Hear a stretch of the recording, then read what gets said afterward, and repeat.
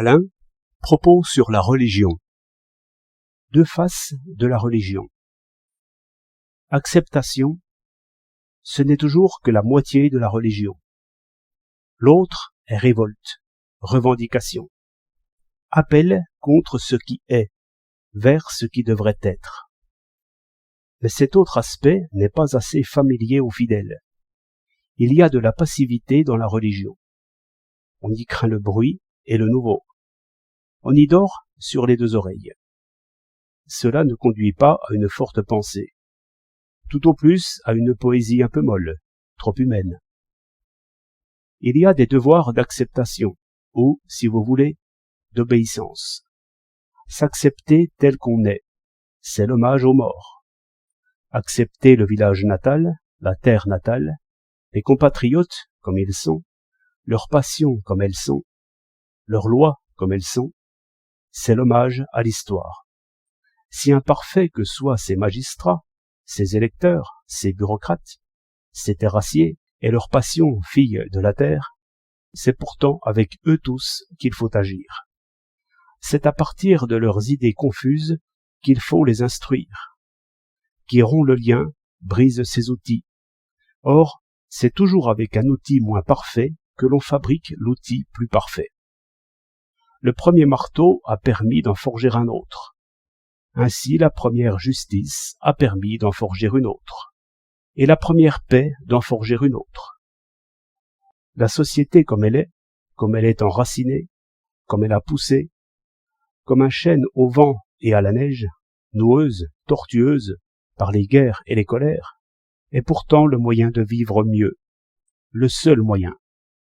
Et l'école imparfaite fera l'école parfaite. Comme nous savons que le fétichisme et le polythéisme ensuite étaient déjà une théorie du monde et un commencement de science. Donc, se soumettre, accepter, imiter, aimer, et aussi à l'égard de soi-même, accepter ses propres faiblesses, et en tirer des vertus comme on pourra. En somme, se rattacher au passé, accepter courageusement l'héritage, et relever la maison. Tel est le devoir de résignation. Contre quoi pêchent les révoltés qui veulent tout jeter par terre. En ce sens, il faut s'enraciner, et Barès dit bien. Mais tout ce réel accepté n'est pourtant que moyen et outil. Et l'idolâtrie consiste proprement à adorer le moyen et l'outil. Il y a des devoirs positifs. Il y a la justice qu'il faut réaliser. Et voilà qui justifie ma résignation. Je conserve afin de réformer. J'accepte les moyens afin d'agir. C'est cela qui embellit la servitude.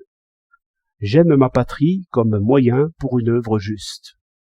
Sans quoi je ressemble au chien qui gémit en remuant la queue devant la maison où il est né, et qui gratte à la porte et renifle sur ses propres traces. Et en peu de mots, l'habitude est animale, la tradition est animale. Il n'y a aucune vertu à reconnaître, ni à recommencer. Remâcher des souvenirs n'est pas le tout. Poésie accroupie n'est pas poésie. Religion accroupie n'est pas religion. Ce qui ennoblit la vie intérieure, ce qui peut justifier ses soumissions et ses pèlerinages, c'est l'idée que l'avenir sera plus juste, et qu'il faut le vouloir plus juste, malgré les faits, contre les faits. Voilà le positif de la religion. Voilà ce qui sauve tout le reste.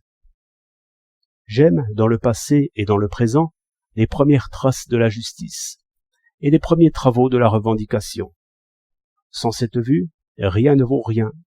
Et je dirais, en prenant le langage des croyants, c'est la vie future qui rend cette vie acceptable. Et si l'obéissance n'est pas pour la justice, elle ne vaut rien. Parce qu'il veut nier cette religion révolutionnaire, âme de toutes les religions, Barès ne chantera jamais que des chants du soir et des adieux à la vie, sur le mode mineur. Peut-être y a-t-il deux lyrismes et deux sortes de poètes. Je vois bien de l'élan dans le catholicisme et une puissance de vol que l'on sent dans les psaumes et dans l'évangile. Bref, il faut se faire un pressentiment du paradis, ou bien n'en pas parler. Cette existence idéale est bien plus près de nous que nous ne pensons. À chaque instant, nous allons la toucher, Et voilà ce qui fait la beauté du monde et la grandeur de Dieu. 27 janvier 1911.